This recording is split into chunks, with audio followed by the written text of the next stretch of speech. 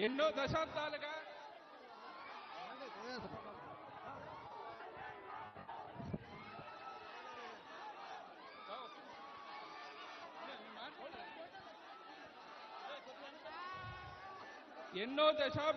సరైన రోడ్డు సదుపాయం లేక ఎన్నో కష్ట నష్టాలకు వచ్చి బ్రతుకుతున్నటువంటి అడవ బిడ్డలకు నేనున్నానని భరోసానిస్తూ ఈనాడు పార్వతీపురం మన్యం జిల్లాలో 6 గ్రామాలకు 9.5 కోట్ల రూపాయలతో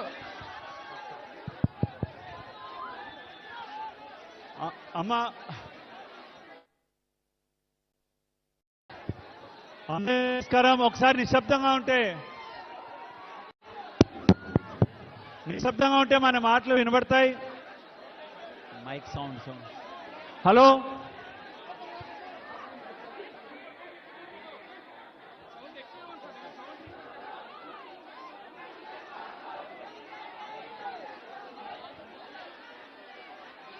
అందరికీ నిశ్శబ్దంగా ఉంటే మాట్లాడితే పడతాయి.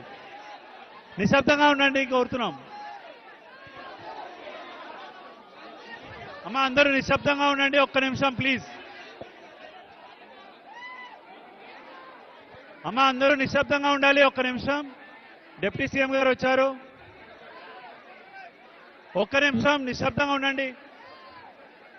ఒక్క నిమిషం నిశ్శబ్దంగా ఉంటే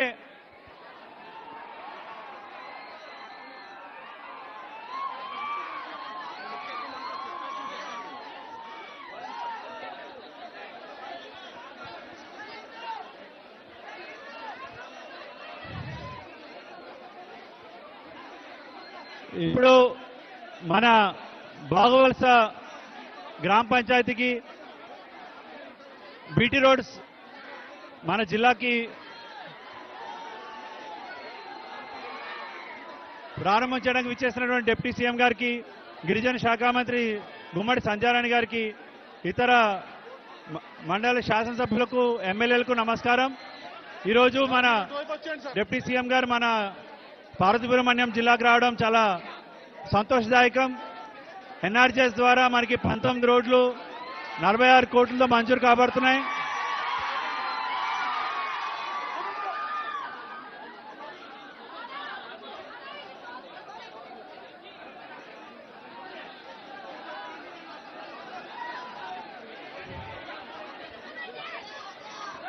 మేడం గారు 2 మైకులు ఇచ్చారు.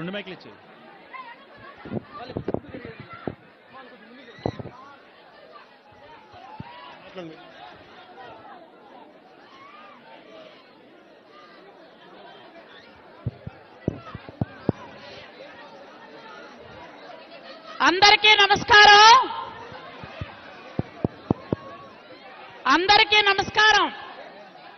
కొంచెం ఆగండి.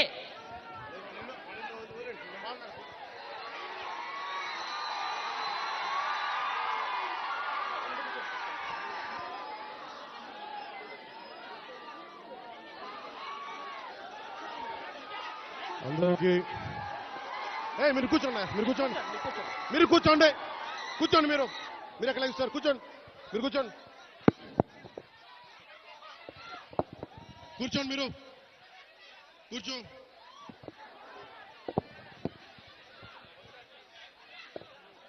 అందరికీ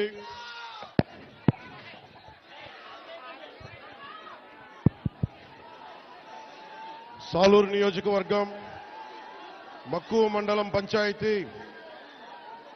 రహదారుల శంకుస్థాపన కార్యక్రమానికి ఇక్కడికి వచ్చేసిన అన్నదమ్ములకి, ఆడపడుచులకి, అక్క చెల్లెలందరికీ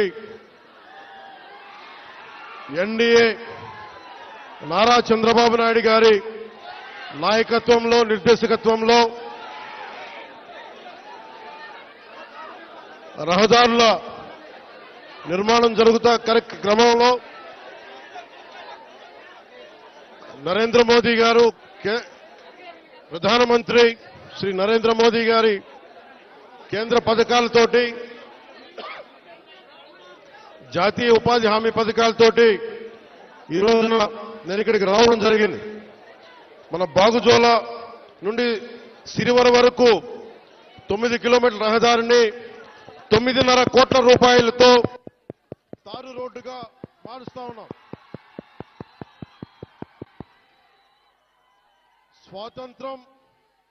మనకి స్వాతంత్రం వచ్చినప్పటి నుంచి దాదాపు 70 సంవత్సరాల పైన ఈ రోడ్డుని మనం వేసుకోలేని పరిస్థితి. నేను మీ దృష్టికి ఈ రోజున నేను అన్ని వదిలి ఇది మీకు 2000 మీరు కూర్చోవాలి బాబు, మీరు కూర్చోవాలి. మధ్యలో లేకుండా దయచేసి ప్రెస్ అందరు కూర్చోండి ప్లీజ్. ప్రెస్ అందరు కూర్చోండి ప్లీజ్. 2017లో పోరాట యాత్ర అప్పుడు నేను అన్ని తిరిగి మన పాడేరు, అరకు అన్ని గిరిజన ప్రాంతాల్లో తిరిగినప్పుడు నాకు 2 ప్రధానమైన సమస్యలు. 1 రోడ్లు, 2 తాగునీటి అవసరాలు, 3 యువతకి ఉపాధి అవకాశాలు. ఇంత సుందరమైన ప్రాంతం ఇది. దాదాపు 20కి పైగా జలపాతాలు ఉన్నాయి ఇక్కడ.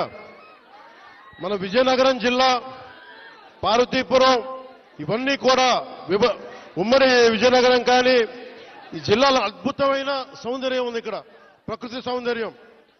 ఇక్కడ టూరిజంను డెవలప్ చేయాలి. యువతకు కూడా నేను ఒకటే మాట ఇస్తున్నాను, ఇప్పటిదాకా ఎవరు కూడా ఆలోచించలేదు ఇక్కడికి రావాలని, రోడ్లు వేయాలని. కానీ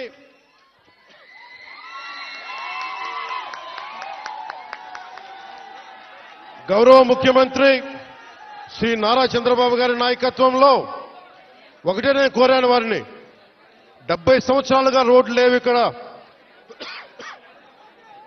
70 సంవత్సరాలుగా రోడ్లు లేవు. బాలింతలు రోజు డోలీలో వచ్చే పరిస్థితి ఉంది. డబ్బులు లేవు ఒకవైపు మన దగ్గర. కేంద్ర ప్రభుత్వం 21 నుంచి 22 వరకు 350 కోట్ల రూపాయల చొప్పున కేంద్ర మంత్రివర్గం మన నరేంద్ర మోదీ గారి నాయకత్వంలో 350 కోట్ల రూపాయలు, 670 కోట్ల రూపాయలు వెనుకబడ్డ జిల్లాలకు ఇచ్చారు. గత ప్రభుత్వం ఆధ్వర్యంలో ఆ నిధులు వస్తే ఆ నిధులు ఈ రోజు దాకా దానికి లెక్క పక్క లేకుండా చేశారు. ఈ రోడ్లు వేయడానికి 9.5 కోట్ల రూపాయలు ఖర్చు. మీ దగ్గరికి ఓట్లు అడిగిన వ్యక్తులు, నేను అన్యాయం అయిపోయిన చెప్పిన బిడ్డ, మీరు చూడండి 5 సంవత్సరాల పాలనలో మీకు రోడ్లు వేయలేకపోయారు. కానీ మేము వచ్చి డబ్బులు లేకపోయినా మన వెనకబడ్డ జిల్లాల కోసం 700 కోట్ల రూపాయలు నిధులు ఇస్తే వాటిని ఖర్చు పెట్టలేదు, దారి మళ్లించేశారు. ఋషికొండ ప్యాలెస్ కి 500 కోట్ల రూపాయలు ఖర్చు పెట్టారు, కానీ ఇక్కడ 9 కోట్లతోటి రోడ్లు వేయలేకపోయారు.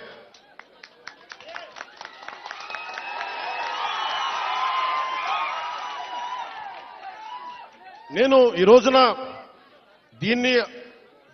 దీన్ని ఆధారం చేసుకుని ఒకటే చెప్తా ఉన్నాను. ముఖ్యంగా గిరిజన వర్గ ప్రజలందరికీ, మన్యం ప్రాంతంలో ఉండే ప్రజలందరికీ నేను మీకు నారా చంద్రబాబు నాయుడు గారి ఆధ్వర్యంలో నాయకత్వం నడుస్తున్న ఈ కూటమి ప్రభుత్వం తరపున మనకున్న మంత్రివర్గ సహచరులు కానీ ఎమ్మెల్యేలు కానీ అందరి తరపున నేను మాటిస్తున్నాను. మీకోసం అహిర్నిశలో ఎండనక వాననక పనిచేయడానికి మేము సంసిద్ధంగా ఉన్నాం. ఇందాక కలెక్టర్ గారు నా దృష్టికి తీసుకొచ్చారు. ఇది పైకి మనం ఎంతవరకు వెళ్తాం ఆగుదామంటే ఒకటే మాట చెప్పారు కలెక్టర్ గారికి, 1 కిలోమీటర్ నడిస్తే కానీ సాధక బాధలు తెలియవు నాకు, కనీసం నేను నడవాలి నేను. అలాంటిది 4 డోలీ పట్టుకొని ఒక గర్భిణీ స్త్రీని పట్టుకొని ఎంత ఇబ్బంది పడతారో బాధ నాకు తెలియాలంటే ముందు నేను నడవాలి, నేను నడుస్తాను దీనికని చెప్పాను.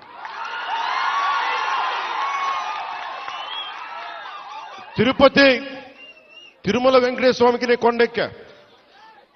ఆయన్ని ఒకటే కోరుకున్నా, నన్ను కష్టాలు తీర్చమని, ప్రజల కష్టాలు తీర్చమని నేను ఆయన కోరి కొండెక్కాను. ఈ రోజున నేను మన కొండెక్కా, మన కష్టాలు తీర్చమని. నా పక్కనే ఉన్న పంచాయతీరాజ్ కమిషనర్ గారికి కూడా, అడిషనల్ జాయింట్ సెక్రటరీ వారికి కూడా ఒకటే చెప్పాను, నా పిఎస్ మసూదన్ గారికి కూడా ఒకటే చెప్పాను, మీరు ఈ రోడ్డు వేసే లోపు ముందు కనీసం ఈ రోడ్డుని రోడ్ రోలర్లు పెట్టి కొంచెం శుభ్రంగా నడిచేలా చేయమని కోరుకుంటున్నా. నేను అది ఆదేశించాను. ఎందుకంటే టెండర్ కాల్ ఫర్ చేసి రోడ్డు వేయడానికి కొన్ని నెలల సమయం తీసుకుంటుంది కాబట్టి ఈ లోపునే మీరు అవసరమైతే మీరు కొంత మనరేగా నిధుల్ని మళ్ళీ దానికై వెచ్చించి కనీసం మెయిన్ రోడ్డు వచ్చేలోపు 9 కిలోమీటర్ల బీటీ రోడ్ వచ్చే లోపు మట్టి రోడ్డుని బలమైన మట్టి రోడ్డు వేయమని చెప్తా ఉన్నాను. ఇది ఇంకా ఈరోజు తుఫాన్ అయితే ఉంది కానీ రోజు ఇప్పుడు శీతాకాలం కాబట్టి అందుకని రోడ్డు వేయమని మరి చెప్పాను.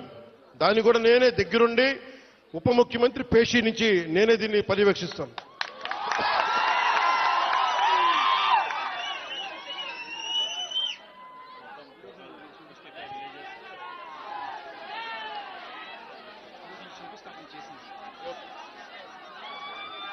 నేను మొన్న కొంచెం కూర్చోవాలి మీరు అందరూ అక్కడ. మొన్న ముఖ్యమంత్రి గారితో గౌరవ ముఖ్యమంత్రి ఒక్క నిమిషం గౌరవ ముఖ్యమంత్రి శ్రీ చంద్రబాబు నాయుడు గారి ఆఫీస్కి వెళ్ళి ఆయన పేషీకి వెళ్ళి ఒకటి తెలియజేశాను. సార్ 70 సంవత్సరాల మనకి స్వాతంత్రం వచ్చిన తర్వాత కూడా ఇంకా పిల్లలు ఇబ్బంది పడతా ఉన్నారు. మన్యం ప్రాంతంలో రోడ్లు లేవు. ఎట్లయినా మీరు అంటే నిధుల కొరత ఉన్నప్పటికీ గత ప్రభుత్వం డబ్బులు సంపూర్ణంగా ఊడ్చేసింది. మీకు మద్యం మీద ధర పెంచి దాని మీద కూడా డబ్బులు చేసుకున్నారు. 25,000 కోట్లు భవిష్యత్తులో ఇంత తాగుతారని చెప్పి దాని మీద కూడా డబ్బులు తీసుకున్నారు. దాదాపు ఎన్నో వేల దాదాపు 15,000-20,000 కోట్ల రూపాయలు అప్పులు తీసుకున్నారు. ముఖ్యంగా 3 జిల్లాలకు సంబంధించిన ఆస్తుల మీద. ఇవన్నీ డబ్బులు తీసుకొని కూడా రోడ్డు వేయలేదు. మరి ఏం చేశారు అభివృద్ధి అంటే మీరు ఆలోచించండి. గత కాలంలో ఒక్క మంత్రి అన్నా వచ్చాడా మీరు చెప్పండి. ఈ రోజున నేను అధికారం రాకముందు ప్రజల్లో ఉన్నాను. అధికారం వచ్చిన తర్వాత కూడా నేను మీకోసమే పనిచేస్తాను. ఇక్కడున్న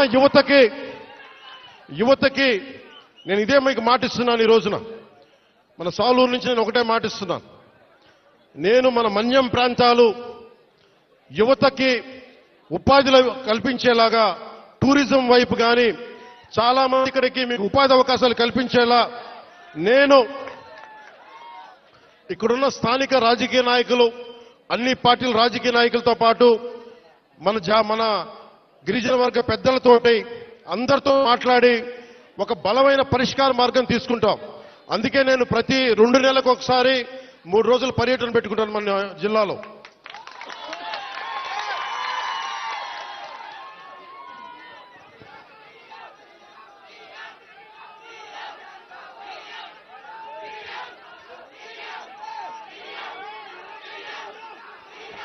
అలాగే మనకి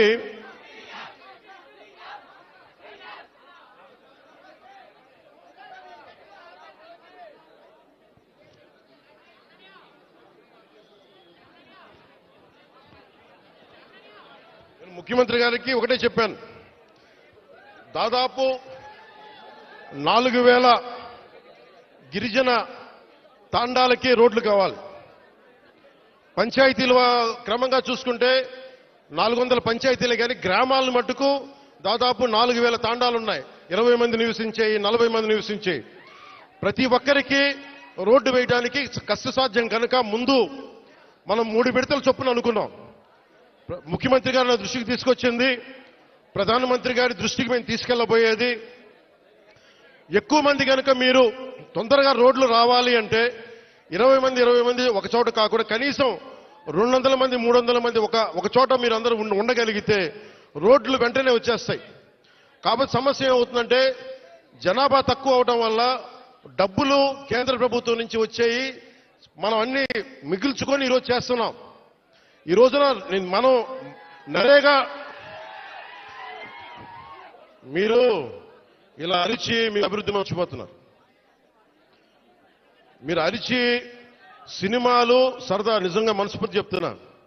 మీకు సినిమాలకి రావాలన్నా రోడ్లు ఉండాలి కదా.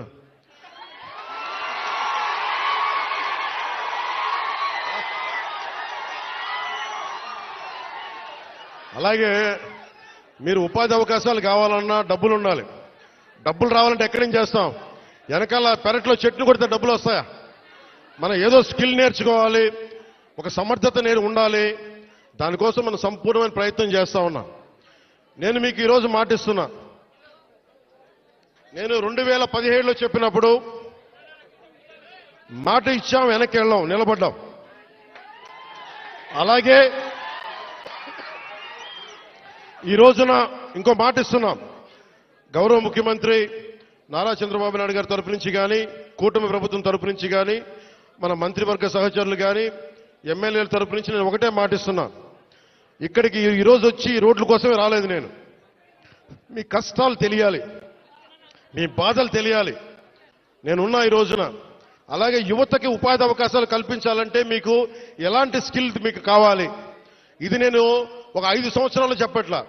వచ్చే సంవత్సరం లోపే మీకు ఏమి చేస్తే ఇక్కడ బాగుంటుందో అనేది నేను 3 పర్యాయాలు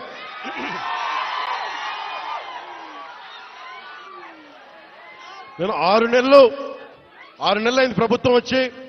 ప్రతి 2 నెలలకి నేను మన విజయనగరం జిల్లాలో కానీ, మన పార్వతీపురంలో కానీ, అరకు ప్రాంతాల్లో కానీ, గిరిజన జిల్లాలో కానీ అన్నింట్లో కూడా నేను కనీసం ప్రతి 2 నెలలకి 10 నుంచి 15 రోజులు గిరిజనులతోనే గడపాలి, మన ప్రాంతాల్లోనే గడపాలని కోరుకున్నాను. ఎందుకంటే మీ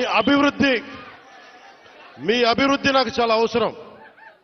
మీరు ఆనందంతో ఉండాలి.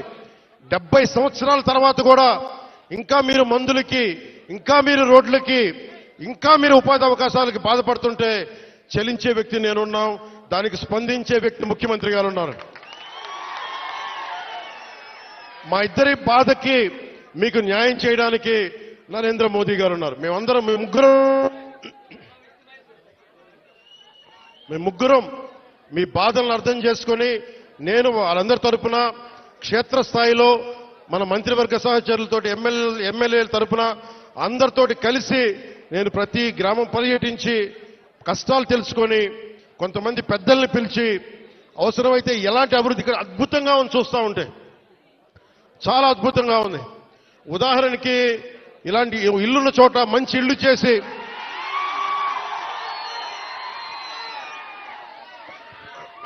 మీతో మాట్లాడి, ఇక్కడున్న అందరితో మాట్లాడి, అమ్మా కూర్చోండి,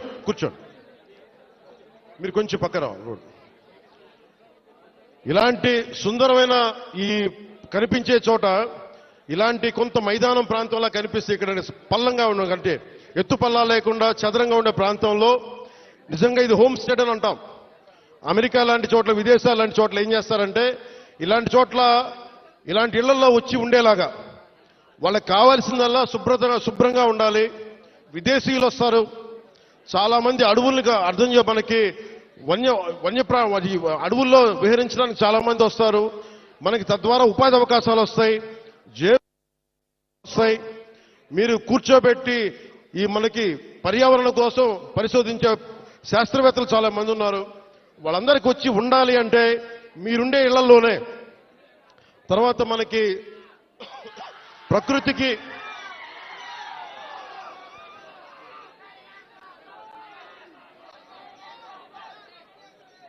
ఐదు సంవత్సరాల్లో ఒక 5 సంవత్సరాల్లో గత ప్రభుత్వం చేసిన తప్పుల్ని ఎండగడ్డి గొంతు పోయింది.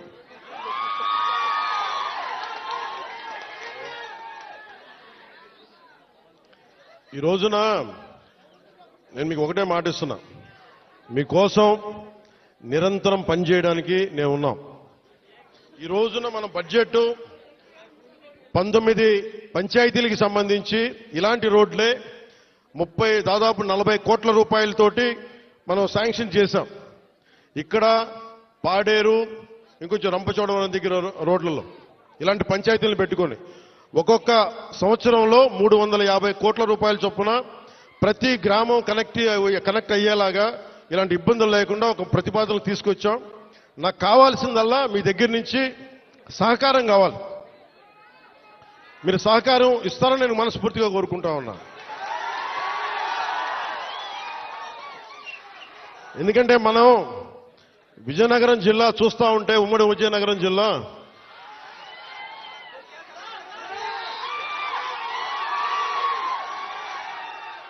అడవుల్లో కాదు, ఇంత సుందరమైన ప్రాంతంలో పుట్టిన మీరు అదృష్టవంతులే. నేను నిజంగా నా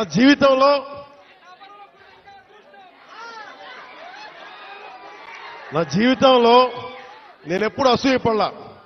నాకు ఈర్ష్య ఉండదు. ఎవరైనా నాకైనా విజయం సాధించిన ఎత్తుకు ఎక్కి నాకు ఇబ్బంది ఉండదు. మొట్టమొదటిసారి మిమ్మల్ని చూస్తే నాకు అసూయగా ఉంది. ఇంత చక్కటి ప్రకృతి మధ్య మీరు బతుకుతూ నాకు అసూయ కలిగిస్తా ఉన్నారు. అందుకని మీకు నాకు గుడొద్దు, బడి కావాలి మనందరికీ. ముందు చదువు ఉంటేనే భగవంతుడు గుర్తొస్తాడు, బడి ఉన్న చోట గుడి వస్తుంది. అందుకని నేను మీకు నిరంతరం మీకు అందుబాటులో ఉంటాను. కలెక్టర్ గారికి కూడా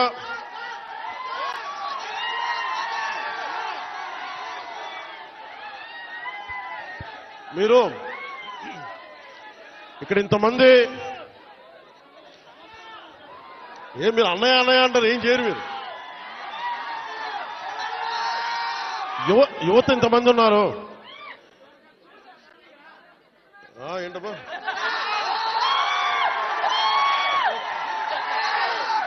యువత ఇంతమంది ఉన్నారు.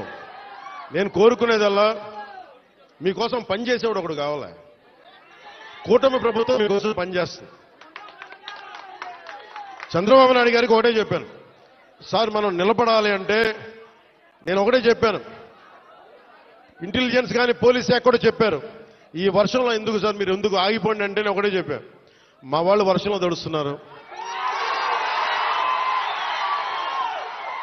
మా వాళ్ళకి రోడ్ లేక బాధపడతా ఉన్నారు. నేను తడుస్తా, జ్వరం వచ్చినా ఎలాంటి అవాంతరాలు వచ్చినా మా వాళ్ళ పడ్డ కష్టం కంటే కూడా నేను పడే కష్టం పెద్దది కాదు. అందుకని నేను ఎందుకు ఈ మాట చెప్తున్నానంటే, మీకోసం పనిచేసే వ్యక్తుల సమూహాన్ని మీరు ఎన్నుకున్నారు. మీకోసం పనిచేసే వ్యక్తుల సమూహాన్ని మీరు ఎన్నుకున్నారు. మేమందరం ఇక్కడ ఉన్నాం. మంత్రి గారిని చూస్తూ ఉన్నారు, ఎమ్మెల్యే గారిని చూస్తూ ఉన్నారు, ఇక్కడున్న నాయకులందరినీ చూస్తూ ఉన్నారు. మేమందరం కూడా ఎందుకున్నాం ఇక్కడ అంటే, మీకు 5 సంవత్సరాల కాలంలో ఏదో మాట చెప్పి వచ్చి వెళ్ళిపోవడానికి మేము లేవు. ఇక్కడ అధికారం లేనప్పుడు రోడ్ల మీద తిరిగాం, అధికారం లేనప్పుడు మన్యం ప్రాంతాల్లో తిరిగాం. నాకు బుగ్గలు నిమరటం తెలియదు, నాకు తల నిమరటం తెలియదు. నాకు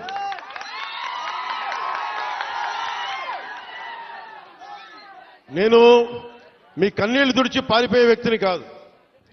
నేను దూరంగా ఉన్నా, నా రూమ్లో కూర్చొని ఉన్నా, మీకోసం నిరంతరం పరితపించే వ్యక్తిని. ఒక మాట ఇచ్చాను, నా పేషి కూడా ఒకటే మాట చెప్పారు, నేను ఇక్కడే ఉండాలి, 2 నెలలకు ఒకసారి 10 రోజుల చొప్పున నేను మన్యం ప్రాంతం మొత్తం తిరగాలి. నేను ఒక్కొక్క యువకుడికి మాటిస్తున్నాను, ఒక్కొక్క యువతికి మాటిస్తున్నాను, ఒక్కొక్క గిరిజన తల్లులకి మాటిస్తున్నాను, ఒక్కొక్క గిరిజన పెద్దలకి మాటిస్తున్నాను. నేను మీకోసం ఒళ్ళు వంచి పనిచేస్తాం. మీకోసం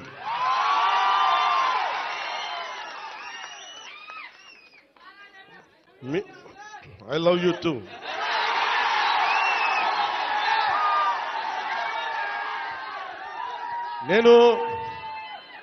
నేను మీకు చెప్పినంత ఐ లవ్ యూ నా బిడ్డలకు కూడా చెప్పలేదు. నేను మీరు చూపించే ప్రేమ పవన్ కళ్యాణ్కి అధికారం ఉన్నా లేకపోయినా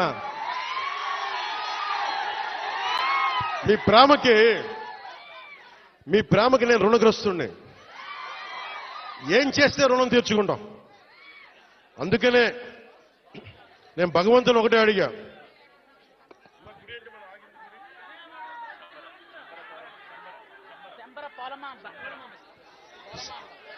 ఇందాక దారిలో వచ్చేటప్పుడు అరవనివ్వండి, మీరేం చేయకండి, అరవనివ్వండి. మామూలు దారిలో ఇందాక వస్తున్నప్పుడు కొంచెం దండం పెడతా ఆగండి. శంబర పోలమామగా తల్లిని అడిగా. శంబర పోలమామ తల్లిని ఒకటి అడిగా, తల్లి మా అడవి బిడ్డల కష్టాలను తీర్చే నాకు శక్తి నీవు నాకు. మా రాష్ట్రంలో డబ్బులు రావాలి.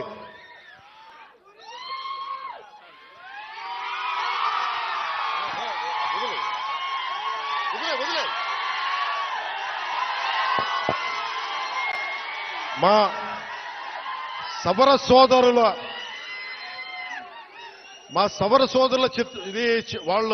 వాళ్ళ పెయింటింగ్స్ ని కానీ వాళ్ళ చిత్రాలని కానీ నేను అమిత్ షా గారికి ఇచ్చాను. హోంశాఖ మనకి అమిత్ షా గారికి ఒకటే చెప్పాను, చాలా గర్వంగా చెప్పా, ఇది సార్ మా సవరల ఆర్ట్, ఇది మా సవర సోదరుల ఆర్ట్, ఇది మా గిరిజన బిడ్డల ఆర్ట్, ఇది.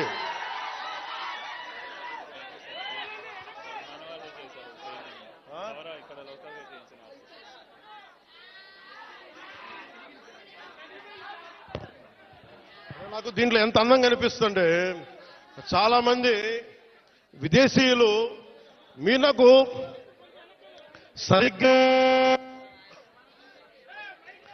6 నెలల సమయం, నాకు 6 నెలల సమయంలో ఇక్కడున్న మీకున్న లోపల శక్తి సమర్థత కానీ, మన సౌర సోదరుల ఆర్ట్ కానీ, టూరిజం కానీ అన్నిటినీ కూడా మీకు ఒక ప్రణాళిక చేసి 27 లోపు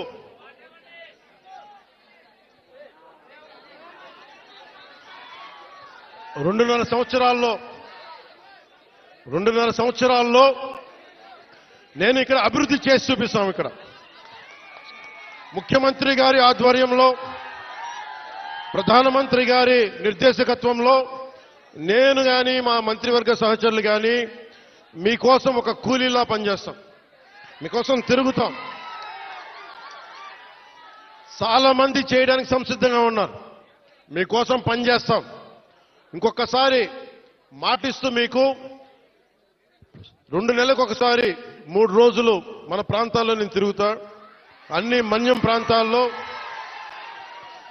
10 నుంచి 12 రోజులు మన గిరిజన ప్రాంతాలన్నీ తిరిగి, ఎక్కడైతే నీళ్లు లేవు, ఎక్కడైతే స్కూల్స్ ఇబ్బందులు ఉన్నాయి, గిరిజన సంక్షేమ హాస్టల్స్ ఎలా ఉన్నాయి, అలాగే మనకి టూరిజం ద్వారా మీకు అభివృద్ధి ఎలా ఉండాలి, ఇవన్నీ ముందుకు తీసుకెళ్తామని తెలియజేసుకుంటూ, అలాగే మీ భూముల్లో పంటలు పండి మీకు ప్రకృతి వ్యవసాయంలో మీరు ఆరితేరేలాగా, దానికి మార్కెట్ వచ్చేలాగా మేమందరం సాయశక్తిలో కృషి చేస్తామని తెలియజేసుకుంటూ మీ అందరికీ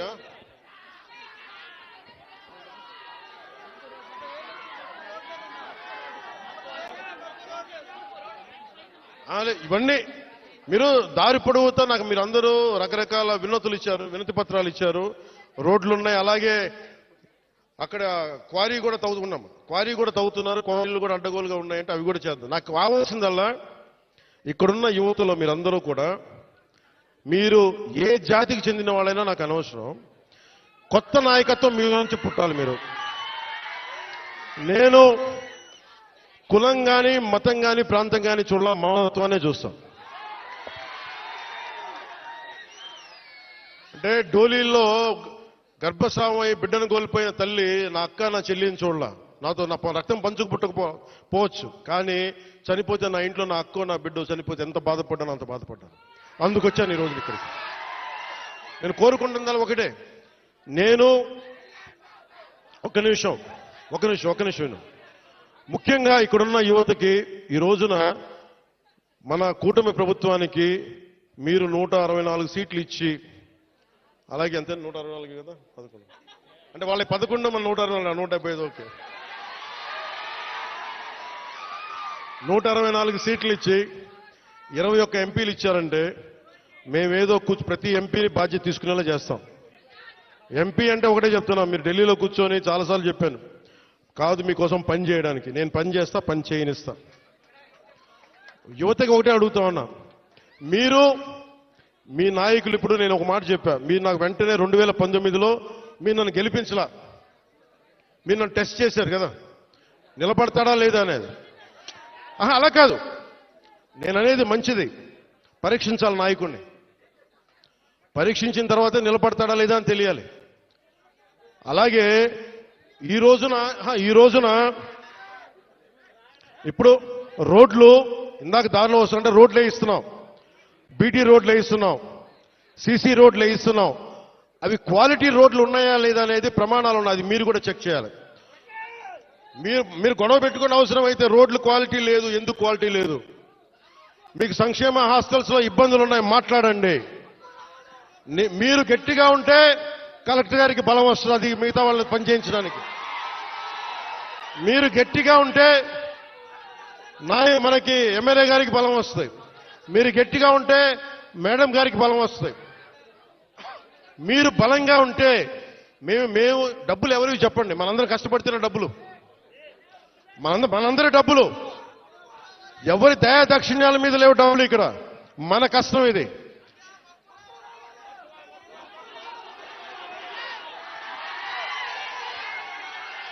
అందుకని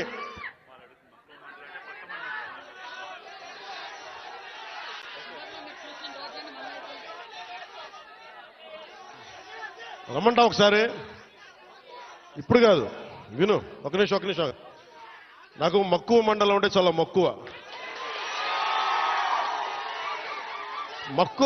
మక్కువ మండలం కాదు, అన్ని మండలాలు తిరుగుతాం. ఒక్క రోజులో అన్ని సాధ్యం కాదు కాబట్టి మీరు నాకు వదలండి. ఆ రోజు మా జయకృష్ణ గారి కోసం వచ్చినప్పుడు మొత్తం వచ్చారు కదా, నేను మర్చిపోతాను ఆ రోజున. అన్ని కాదు. నా కోరిక ఒకటేంటంటే నన్ను పని చేసుకునేవాడిని. మీరు నా మీద పడిపోతే రోడ్డు వేసారని ఇందాక అడుగుతా ఉన్నా, రోడ్డు వేద్దామంటే కనిపించలేరు. మీ అందరికి దండం పెడతాను బాబు, నాకు రోడ్డు చూడండి ఇవ్వండి అని. ఓజీ అంట. లేదంటే అన్న ఇదివరకు సీఎం అనే వాళ్ళు ఇంకా పోలా, డిప్యూటీ సీఎం గారు సరిపోతాను, ఆనందించాను. ఇంకా అవి కాకుండా నేను అనేది ఏంటంటే యువతకు కానీ, ఆడపడుచులకు కానీ, పెద్దలకు కానీ, నేను వచ్చి మీకు నన్ను పని చేస్తే మీ భవిష్యత్తుకి మంచిది. నన్ను చుట్టుముట్టారనుకోండి, పని చేయాలి కదా.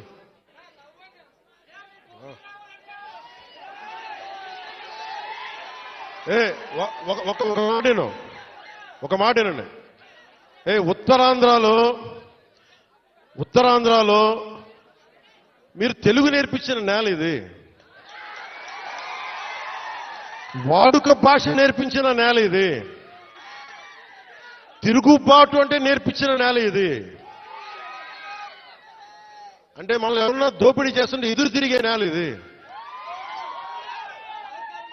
మీరు ఈరోజు ఏమైపోయారంటే మీరు సినిమాల మోజులో పడిపోయి మీరు పోస్టర్లు పెట్టి ఓజీ లేదంటే మిగతా హీరోలకి జైజీలు కొట్టి ఇవన్నీ కొట్టండి. కానీ మీరు గనక మీ జీవితం బాధ్యత తీసుకోకపోతే ముందుకెళ్ళారు. మీరు మాట్లాడితే అన్నా మీసం తిప్పు అంటారు. నేను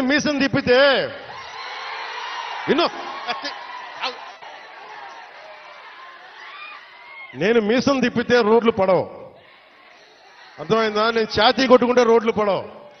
నేను వెళ్ళి ప్రధానమంత్రి గారికి దండం పెట్టి ముఖ్యమంత్రి గారి దృష్టికి ఆ సమస్య తీసుకెళ్తే రోడ్లు పడతాయి.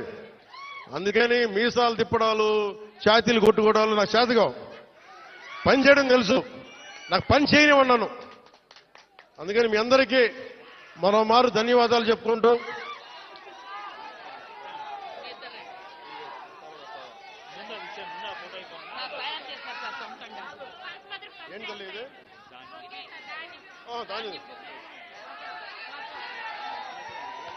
ఇది ఎంత అందమైన సాంప్రదాయం చూడండి.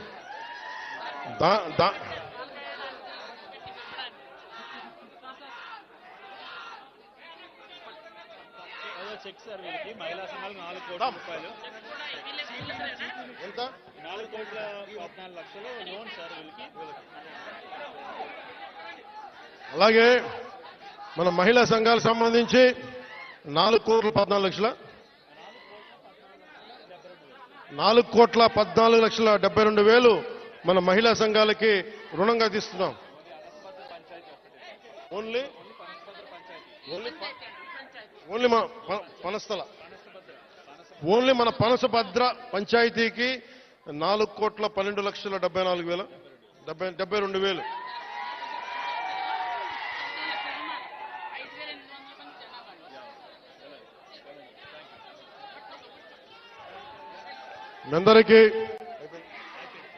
మీ అందరికీ ధన్యవాదాలు కూడా సెలవు తీసుకున్నాం. జై జై.